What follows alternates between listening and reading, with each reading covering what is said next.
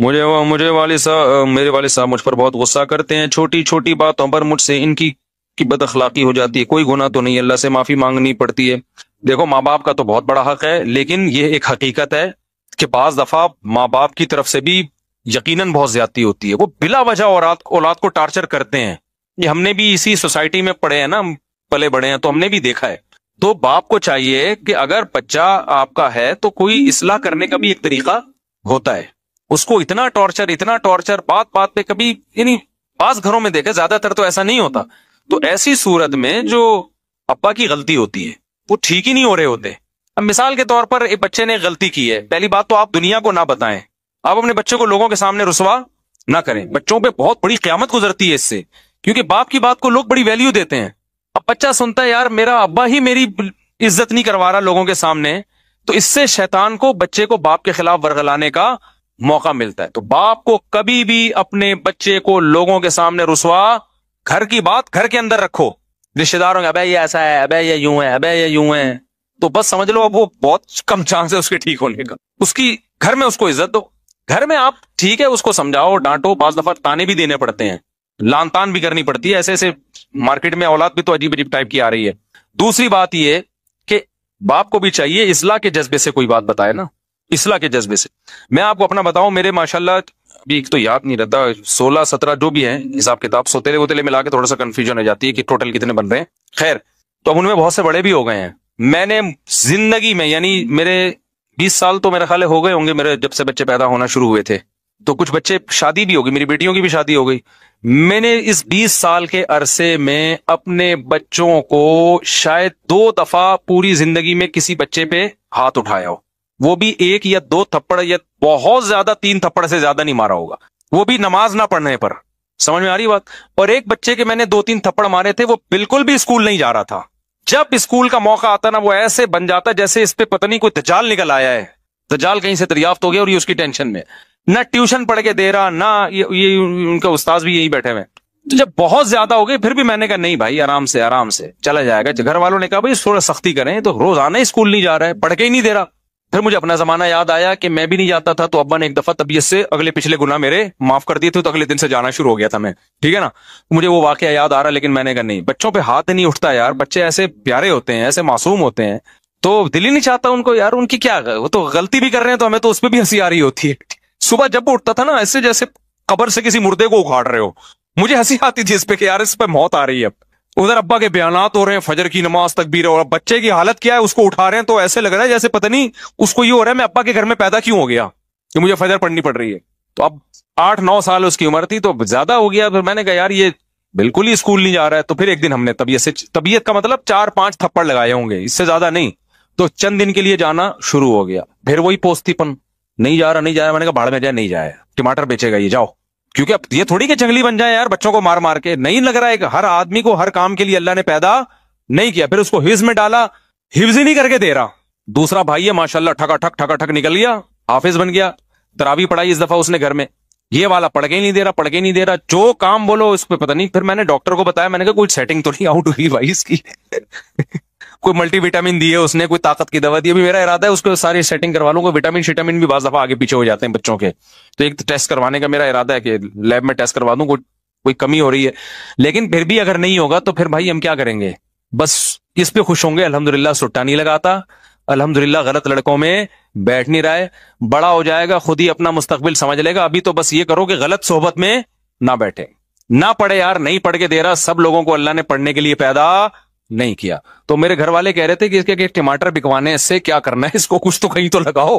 میں نے کہا مجھے لگ رہا ہے کہ میں جو بیانات میں مثال دیتا ہوں نا کہ زیادہ ٹینشن نہ لو، تو کیا ہوگا، زیادہ زیادہ ٹماٹر بیچے گا، تو وہ اللہ نے شاید سن لی ہے میری، اللہ کہے کہ سب سے پہلے تیرے اوپر فٹ کروں گا، تو مجھے کوئی ٹینشن نہیں ہے، میں کیوں ٹینشن لوں؟ میں تو یار میں جب سفر سے آتا ہوں سلام کرتا ہے، خوش ہوتا ہے۔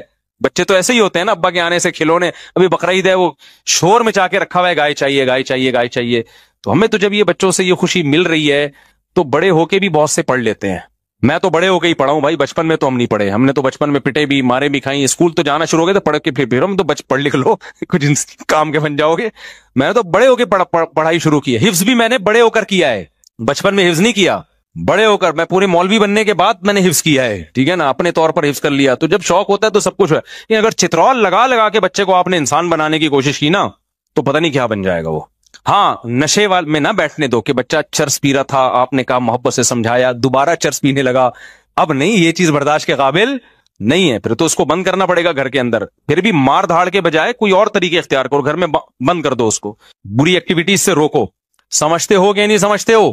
تو اس لیے باپ کو بھی چاہیے بھائی بچوں کو محبت دے, وہ تمیز سے سمجھائے, ان کو رسپیکٹ دے, ان کو یہ احساس ہو کہ ابا ہمارا. دیکھو, جس باپ کے گھر میں آنے سے بچوں کو خوشی کے بجائے ٹینشن ہونا شروع ہو جائے وہ کامیاب باپ بولو نہیں. اب چونکہ مجھے اپنے ابا یاد آنے لگتے ہیں نا تو پھر میں ذرا جذباتی ہو جاتا ہوں. وہ ہمارے ابا جب گھر میں آتے تھے ہمیں خوشی ہوتی تھی. ہم پنجاب گئے ہوئے تھے, 2 مہینے کی چھٹیاں ہم پنجاب میں گزارتے تھے, تو ہمارے ابا یہیں ہوتے تھے, تو ہمیں پتا چلا ہمارے ابا بھی آ رہے ہیں, تو ہمیں اتنی خوشی, یار ابو بھی ہمارے ساتھ یہیں رہیں گے چھٹیوں میں.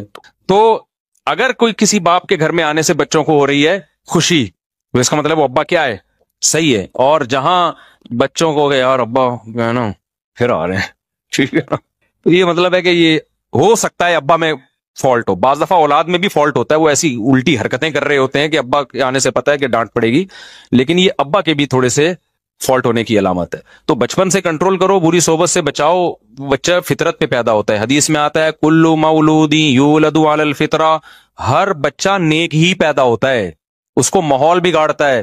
تو بچے کی تربیت کرنا کوئی مشکل کام نہیں ہے, بس بگڑنے سے بچا لو اس کو. اس کے دوستوں پہ نظر رکھو. میں اس کی نظر کوشش کرتا ہوں کہ بیٹھ کن لوگوں میں رہا ہے, ایسا نہ ہو کہ غلط لڑکوں میں بیٹھنا. اور یہ اسکول خراب کرتے ہیں, اچھے اچھے گھروں کے بچے ہم نے اسکولوں میں بگڑتے ہوئے دیکھے ہیں. اس لیے نہیں کہ اسکول ان کو بگاڑ رہا ہے, اس لیے کہ اسکول میں بعض دفعہ ان کی جو دوستیاں ہوتی ہیں وہ ایسے لڑکوں سے ہو جاتی ہیں, وہ لڑکے ان کو موبائل میں غلط چیزیں دکھا کے, نشہ اور یہ الٹی الٹی باتیں کر کے, ابے تمہارا ابا تو تمہیں کچھ کرنے نہیں دیتا, ابے تمہیں سینما کرنے جانے دیتا, ابے تمہیں فلم نہیں دیکھنے دیتا. اس طرح کی باتیں نا دوست بچوں کو سکھا سکھا کے ماں باپ کے خلاف ورغلا رہے ہوتے ہیں. بلکہ ایسی باتوں سے عورتیں بعض دفعہ عورت کو شوہر کے خلاف ورغلاتی ہیں.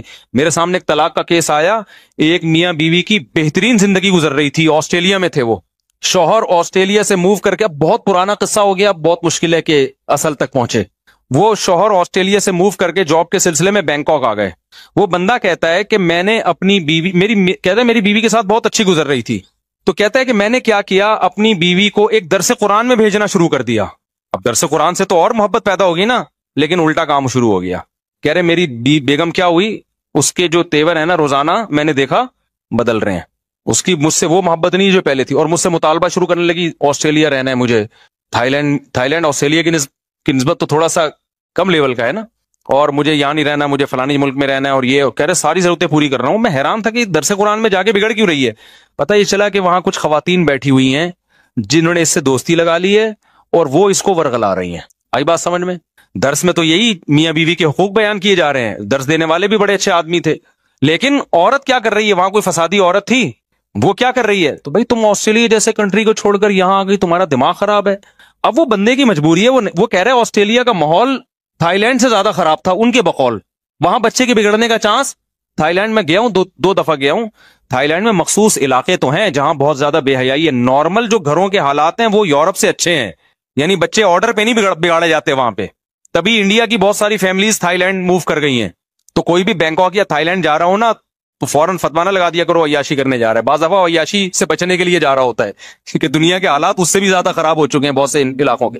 کہہ رہے نتیجہ کیا نکلا, اتنی تو میں اتنے مسائل ہوئے نا کہ بالآخر طلاق ہوئی ہمارے درمیان. اور کہہ رہے میں یہ سوچتا تھا کہ میں نے اس کو درس قرآن میں کیوں بھیجا, تو درس قرآن نے اس کو نہیں بگاڑا, اس کو بگاڑا کس نے. اور پھر وہ خاتون کورٹ سے بچے بھی لے کے غائب, بیٹیاں لے کے غائب, اور وہ بیچارہ میرے پاس آ کے رو رہا تھا, کہہ رہے میرا دل چاہتا ہے میں خودکشی کر لوں, کیونکہ بیوی تو گئی, بیٹیاں بھی کس کو دی ہیں کورٹ نے.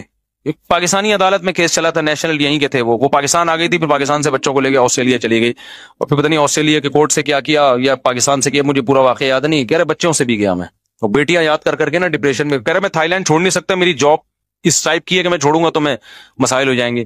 تو بعض دفعہ اچھا اسکول ہے, لیکن آپ کے کلاس فیلو آپ کے بچے کو کیا کر رہے ہوتے ہیں, بچے کی کلاس فیلو بگاڑ رہے ہوتے ہیں. ابے تو اپنے ابا کی کیوں مانتا, ابے تیرے ابا نے کیا دیا. خواتین بگڑ رہی ہوتی ہیں. مجھے یاد ہے جب میں نیا اس علاقے میں آیا تو میری مالی حالت زیادہ اچھی نہیں تھی اس وقت, اچھی تھی لیکن ایسا نہیں تھا کہ کوئی ڈیفنس یا گلشن اقبال میں جو ان کا اسٹیٹس زیادہ اچھا ہے. تو میرے گھر میں ایک سیکنڈ ہینڈ فریج لے کے رکھا ہوا تھا میں نے. ایک خاتون آئی, آپ کی وائف سے ملنا ہے, آپ کی وائف سے ملنا ہے, وائف سے ملنا ہے, آئیں اور چلی گئیں اور لڑوا دیا ہم دونوں کو.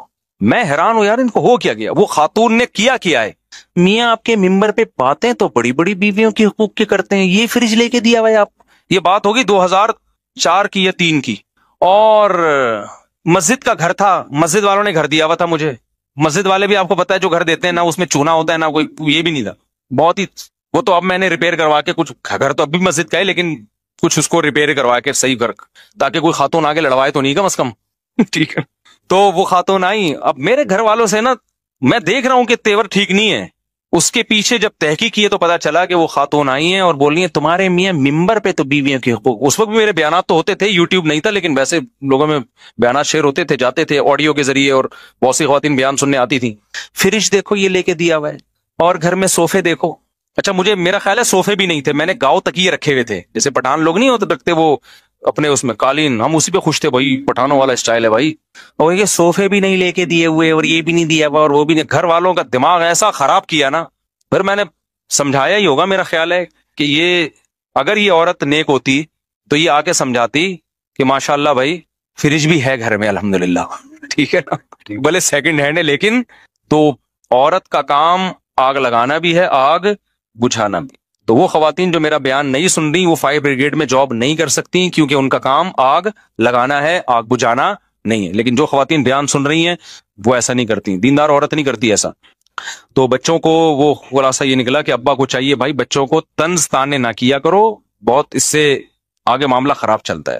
اور دل پتہ نہیں کیسے چاہتا ہے, اور اولاد سے تو انسان کو ایسی محبت ہوتی ہے کہ دل ہی نہیں چاہتا اس پہ. تو میں نے زندگی میں 2 دفعہ مجھے یاد پڑتا ہے ہاتھ اٹھائے بچے پہ, اور وہ بھی ہاتھ اٹھانے کے بعد جو اس کی تلافی کی ہے, وہ تلافی ہاتھ اٹھانے سے زیادہ مہنگی پڑی ہے مجھے. صحیح ہے نا, کیونکہ جب ظاہر ہے ہمارے ابا یہ کرتے تھے, ہمیں کٹ لگاتے تھے تو پھر اس کے بعد الگ سے پروٹوکول دیتے تھے, کیونکہ جب بڑے چھوٹوں کو مارتے ہیں نا یا سختی کرتے ہیں تو شیطان آ کے بجائے تربیت کرنے کے نا وہ ورغلانا شروع کر دیتا ہے. تو شیطان کا راستہ بند کرنے کے لیے پھر بڑے پر لازم ہوتا ہے کہ پھر وہ الگ سے بچے کو عزت دے, تاکہ بچے کو یہ احساس ہو کہ ہمارا باپ ہمارا دشمن نہیں ہے, اس نے ہماری اصلاح کے لیے ہاتھ اٹھایا.